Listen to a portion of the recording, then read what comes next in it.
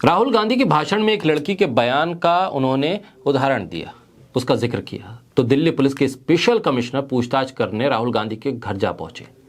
वहीं देश का नाम अंतर्राष्ट्रीय स्तर पर रोशन करने वाली महिला पहलवान भारतीय जनता पार्टी के सांसद ब्रजभूषण शरण सिंह के खिलाफ यौन शोषण के आरोप लगा रही हैं, धरना दे रही हैं। इन पहलवानों को खुद पीएम मोदी सम्मानित कर चुके हैं, लेकिन ब्रजभूषण शरण सिंह के खिलाफ कोई कार्रवाई नहीं हुई। पुलिस उनके घर नहीं पहुंची, कोई एफआईआर दर्ज नहीं की गई। ये वो सवाल है जो सियासी गलियारों से लेकर जंतर मंतर तक पर पूछा जा रहा है कि आखिर क्यों ब्रजभूषण शरण सिंह पर कार्रवाई से बच रही है सरकार। आखिर मोदी सरकार इतने गंभीर आरोपों के बाद भी ब्रजभूषण शरण सिंह के साथ क्यों खड़ी है। हरियाणा के बीजेपी सरकार के खेल मंत्री संदीप सिंह पर भी इसी तरह के आरोप लगे, लेकिन संदीप सिंह के साथ खट्टर सरकार खड़ी नजर आई। क्या वजह है कि संदीप सिंह हो या फिर ब्रजभूषण शरण सिंह, यौन शोषण के आरोपी बाहुबली नेताओं के साथ मोदी सरकार कार्रवाई करने से बच क्यों रही है। उनसे ये नहीं पूछ रही है कि आखिर इन आरोपों पर आपकी सफाई क्या है, एफआईआर दर्ज क्यों नहीं हो रही है, और फिर ये केंद्र की सरकार हो फिर या बीजेपी की राज्य सरकारें इस तरह के आरोपों पर चुप्पी क्यों साध लेती हैं। बोलता हिंदुस्तान पर मैं हूं आपके साथ बिरजा शाकिर अली बेग। साल 2023 ब्रजभूषण सिंह के सियासी जीवन के लिए सबसे बड़ी चुनौती लेकर आया है। इसकी शुरुआत 18 जनवरी 2023 को महिला पहलवान विनेश फोगाट, साक्षी मलिक और इसके साथ बजरंग पुनिया ने जंतर मंतर पर धरने से दी। ओलंपिक और कॉमनवेल्थ गेम में देश को कई मेडल दिला चुके इन पहलवानों ने भारतीय कुश्ती संघ के अध्यक्ष ब्रजभूषण सिंह पर यौन शोषण के संगीन आरोप लगाए।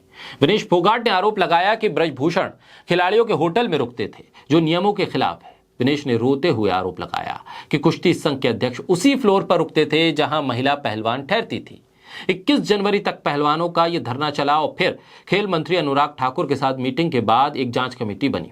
इसके बाद रेसलर्स का धरना खत्म हुआ, लेकिन जांच कमेटी की रिपोर्ट सामने नहीं आई, ना ही एफआईआर हुई। जांच कमेटी की रिपोर्ट आने से पहले ही 23 अप्रैल को एक बार फिर विनेश फोगाट और साक्षी मलिक जंतर मंतर पर बैठ गई। विनेश फोगाट का आरोप है कि सरकार ने जो जांच कमेटी बनाई उसकी रिपोर्ट के लिए 4 हफ्ते का वक्त मांगा। अब इंतजार करते करते 3 महीने बीत गए, लेकिन उसके साथ न्याय नहीं हुआ, रिपोर्ट सामने नहीं आई है।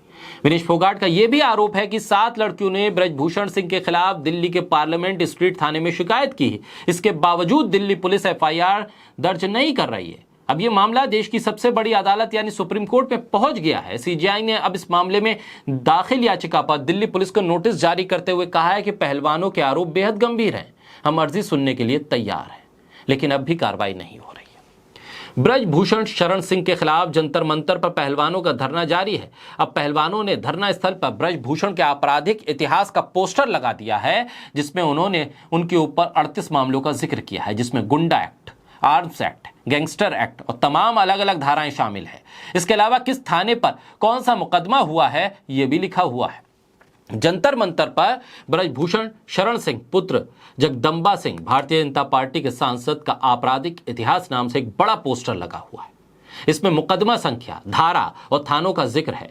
पोस्टर के मुताबिक नवाबगंज थाने में 8, बहादुरपुर दिल्ली में 1, अयोध्या में 16, फैजाबाद थाने में 12 और राम जन्मभूमि थाने में 1 मुकदमा दर्ज है। इसमें धारा 302, 307, 324 और गैंगस्टर एक्ट के अलावा कई और धाराओं का भी जिक्र है।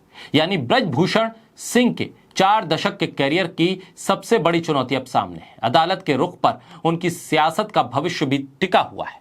साक्षी मलिक ने हाल ही में मीडिया से बातचीत में पीएम मोदी के रेडियो कार्यक्रम का जिक्र करते हुए कहा था कि पीएम मोदी बेटी बचाओ और बेटी पढ़ाओ के बारे में बात करते हैं और सभी के मन की बात सुनते हैं।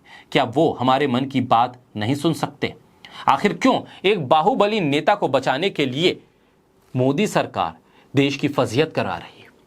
आखिर क्यों जिस शख्स पर इतने आपराधिक मामले दर्ज हों और उस पर इतने गंभीर आरोप लग रहे हों, क्यों ना इस पूरे मामले की निष्पक्ष जांच के बाद रिपोर्ट सार्वजनिक करने की बात कह रही है? आखिर क्यों देश और अंतर्राष्ट्रीय पटल पर देश की फजीहत करवा रही है सरकार? आखिर क्यों प्रधानमंत्री मोदी चुप हैं? आखिर क्यों मंत्री स्मृति ईरानी चुप हैं? आखिर अनुराग ठाकुर अब क्या बोलेंगे? आखिर इस कमेटी की रिपोर्ट को 4 हफ्ते का वक्त दिया गया था, उसको 3 महीने होने जा रहे हैं, रिपोर्ट कहां है? और रिपोर्ट तो एक तरफ, इस मामले में एफआईआर क्यों नहीं हो रही है? सवाल इस बात को लेकर भी है कि आखिर इस खेल को लेकर जिस तरह से देश के अंदर एक माहौल बना था, एक हौसला बढ़ रहा था कि लोग इस खेल की तरफ आए, आखिर इस मामले के उठने के बाद क्या कुश्ती के लिए ये बुरा वक्त नहीं है? आखिर किस तरह से वो सम्मान फिर से वापस आएगा? आखिर किस तरह से देश की जो फजीयत हो रही है, आखिर उसको कैसे सुधारा जाएगा?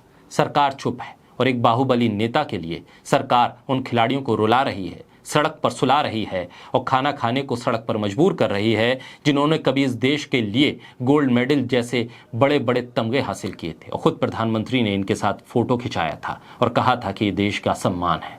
लेकिन आज वही सम्मान जंतर मंतर की सड़क पर लेटा हुआ है, बैठा हुआ है, धरना दे रहा है।